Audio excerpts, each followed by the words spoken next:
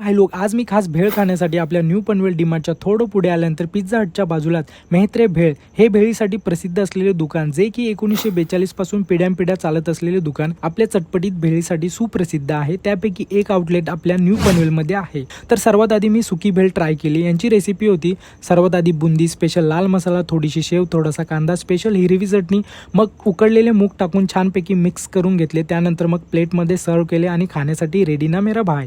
Taste एक number होती. त्यानंतर मग मी ओळी भेळ ट्राय केली. सेम रेसिपी होती, परंतु याच्यामध्ये स्पेशल चिंचेचं पाणी टाकलेलं, जे की या शॉपची खासियत आहे. आणि हीच भेळ खाण्यासाठी इथे लोकांची प्रचंड गर्दी जमा होते.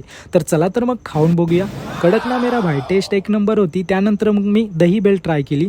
दही भेळ पण अप्रतिम होती. तर मग मी मिसल ट्राय केली. मिसल दिसायला एवढी भारी दिसत होती ना, आणि एवढी भरलेली प्लेट बघून ना मेरे मुंह में पानी आ रहा था ना मेरा भाई. तुमको काय बताऊ मैं. यामध्ये तुम्हाला दही, कांदा, बुंदी, शेव, गुलाबजाम, पाव आणि छोटी बकेट तरी मिळेल.